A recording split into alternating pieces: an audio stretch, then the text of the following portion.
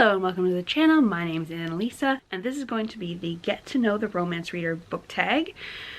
I was tagged by Renee of the Librarian of Alexandria, and the original version of this tag has been deleted, so I got the questions from Renee's video. Also, I re-dyed my hair, so we have lots more pink hair going on.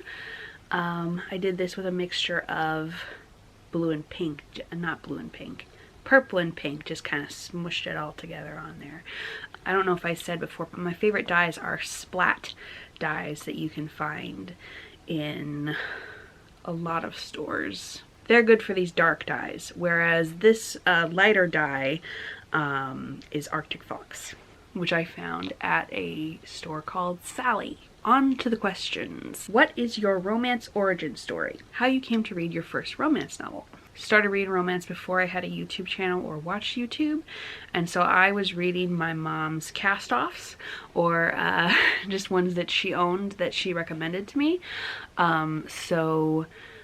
We share an ebook library as well as a physical in our house library. The first one I think I ever read would be Nora Roberts' one of her Ireland trilogies, the one where it's Born in Fire, Born in Ice, Born in Shame, I think. And I think it was after that that I started reading the J.D. Robb stories, which are a mix of romance and mystery. More romance in the getting together sense in the first 3 books, paired with a mystery, and then it's the story of these 2 characters' marriage going on and to the future mysteries. And those were ones that my mom had talked about to me for a long time, and so finally I was like, yeah, I'll try them out.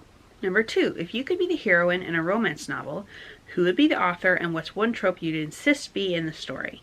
Now, I am asexual, sex repulsed, so I would probably need a queer author to write my story. One of my favorite queer authors who specifically writes ace stories would be Claudia Arsenault. I'm not sure how much she writes romance. S.L. Dove writes asexual romance for sure, so probably S.L. Dove. A trope that I would like would be princess or guarded person with their bodyguard or a knight who is assigned to protect them type situation.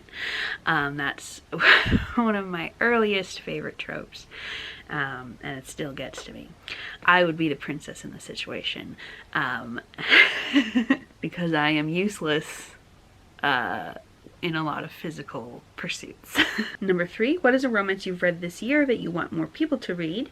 I would really like more people to read Second Glance by A.E. Bennett. It has a disabled character in it who is a wheelchair user who's ambulatory, and I would like people to see that representation. And it also is about solidarity between queer people, and I love that.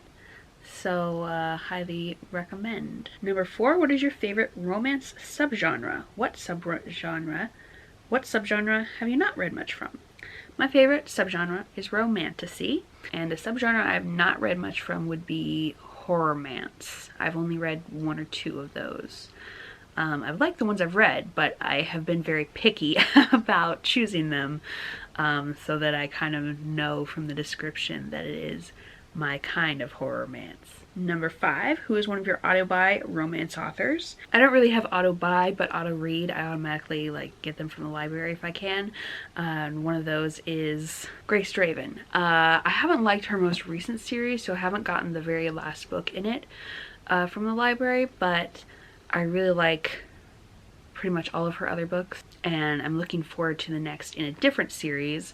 And not all of her books end up at the library because some of them are self-published, so those ones I do go ahead and buy. She just has a very good track record with me for being like the exact stuff I want, and my favorite romance of all time is one of hers, which I will talk about in one of these next questions. Number 6, how do you typically find romance recommendations? I still get quite a few from my mom. I recently read a series of werewolf romances that my mom read first, and when she said they were really good, I was like, okay, I'll try those, because I have had very much hit and miss experiences with werewolf romances, but when they hit really well. But I also get a lot of my recommendations from YouTube. Second most probably from TikTok, although that's gone down a bit now because I've been discouraged about using it lately. And then a few from Instagram. Instagram is really good about doing, there are a lot of people on there who do graphics with like what types of collections of different types of representation. So like, here's a whole bunch of books by Black authors with disability representation, or here's a bunch of books here's a bunch of romance books by Indigenous authors with queer representation. So those are really useful because I can just figure out which ones of those my library has and request them. And then I've been using Blue Sky a lot because in there I actually get in contact with indie authors, a lot of whom I found on Michael LeBourne's following list. And now I have quite a collection of indie authors on there, specifically who do romance and fantasy, my favorite genres. And so lately I've been getting a lot of recommendations from there. People say buy my book and I buy their book. A lot of their books are quite cheap, like $3 to $6. And they introduced me to the idea of publishing on Itch.io, which I did not know was a thing. But you get to keep a lot more of your profits on that website, and I think you are able to sell your readers not just a license to content like you get, like they buy on Amazon, but a downloadable product that they can like keep, and if it disappears from the Itch.io store, it doesn't disappear from their personal library. Number 7, what is an upcoming romance release you're excited for? Other than the next book of Grace Draven's, I am looking forward to anything that Talia Hibbert puts out. A lot of the indie authors that I've just following I have to catch up with, so I haven't like reached their like what they're currently putting out now yet. Oh, I'm excited for the next book in the series I just finished, the Rejected Mate series, which yes, sounds like it's just built on tropes and is devoid of substance, but no, actually quite substantive. But there's a particular character who's a woman in her human form and a male in her wolf form, and I am very interested in her romance story, which I am hoping will be the next in the series. Partially because something that a lot of werewolf stories shy away from is queerness. And that sounds pretty queer to me. I'm excited about that. Also, she's just a really great character. Number 8, what is one misconception about romance you'd like to lay to rest? That it is less important than other genres. 1, things that are just for pleasure are important. Pleasure is important. Women's pleasure specifically is important, and that is usually what a lot of romance books will focus on. And things that are created by and for women are important, which is a large part of the case with a lot of romance. Queer joy is important, which is a big part of romance. Black joy is important, which is a large part of Black romance, which is also revolutionary in a few other ways, and I'll try to find Michael LeBourne's post on that, which I haven't read, but which I so much agreed with the title that I was like, yep, you don't have to prove that to me. Joy, and specifically joy of oppressed groups, is revolutionary. And even if it wasn't, romance is very often used to talk about social subjects. It can be used to talk about racism, it can be used to talk about queerphobia, it can be used to talk about the lived experiences of various oppressed people. Learning history is important, and exploring the present is important, and exploring concepts through fantasy is important. So all the subgenres of romance are important in their own ways. I think I'm done with my soapbox now. Number 9, who's the most recent romance reading content creator you came across you'd like to shout out? I'll link some of my Blue Sky friends down below because they are probably the most recent people I've come across who read romance. Number 10, if someone had never read a romance before and asked you to recommend the first 3 romances that come to mind as places to start, what would those recommendations be? And I kind of cheated because I thought about this for quite a while instead of just doing the first ones that come to mind, because I wanted to like give them, this theoretical person, an opportunity to taste test several different genres. If I was actually going to do this for a real person, I would like ask about what books they had read before and what they liked. And I would probably recommend a crossover genre book. So if they liked historical fiction, I would recommend a historical romance. If they liked fantasy, I recommend a romantasy, that kind of thing.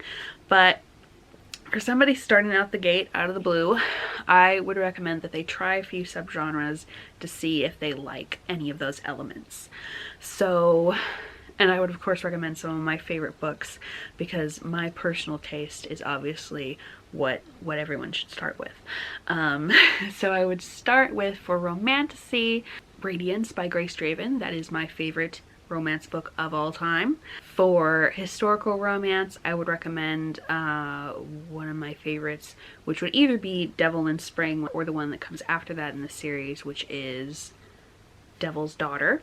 For dark romance, which is a bit of a questionable genre for me, because when some people, when they say dark romance, they just mean romance with dark elements, like there's a stalker who's a third party who's not part of the romance, or there's like a lot of trauma to be dealt with, or they're having a romance in a really bad situation. Whereas some people, when they say dark romance, they mean the actual romance that the book is focusing on is an unhealthy relationship or an abusive relationship, often an abusive relationship. So I consider those two things to be totally different, and one I would read and one I would not read. There's nothing wrong with other people reading the one that I would not read, but I do like to know what people are talking about when they're recommending a book so that I can know whether I want to read it or not. A little less conflation of those terms would be helpful. But for a dark-ish romance where the dark stuff is happening outside of the relationship, I would recommend The Fall That Saved Us by Tamara Jarrett. I really, really like this one. It's queer, it's black, it's about healing from trauma, and also angels and demons. So that was the Get to Know the Romance Reader book tag.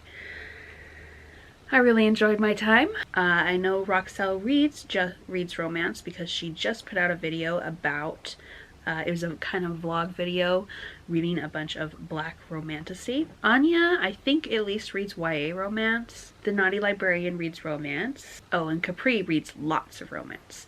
So I will put their channels down below if you'd like to check them out and get some more romance recommendations. Thank you so much for watching. I'd love to know if you have a favorite romance book or a favorite romance author. Happy late Valentine's, and I will see you in the next video. Bye!